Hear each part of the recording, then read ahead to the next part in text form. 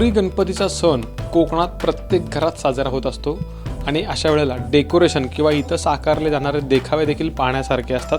आजही अनेक जण आहेत जे चलचित्र वेगवेगळ्या विषयांचे देखावे साकारतात। मी आत्ता मयूर भितळे या तरुणाच्या घरी आहे आणि त्यानं या ठिकाणी जिजाऊ शैक्षणिक व सामाजिक संस्थेचं मोफत रुग्णालय अगदी काही महिन्यांपूर्वी रत्नागिरीमध्ये सुरू झालं, त्याचा देखावा इथं साकारलेला आहे आणि यातून तो एक प्रकारे संदेश देण्याचा देखील प्रयत्न करतोय। माझ्यासोबत मयूर स्वतः आहे।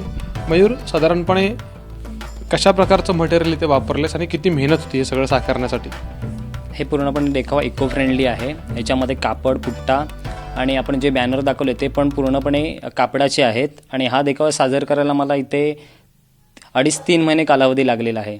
नक्कीच। तर कोकणात जर तुम्ही आलात तर रूढी प्रथा परंपरा करत किंवा जपत तो सण साजरा केला जातो गौरी गणपतीचा आणि त्यामध्ये अशा पद्धतीचे विविध देखावे साकारणारे हात आजही आपल्याला ग्रामीण भागात दिसतात।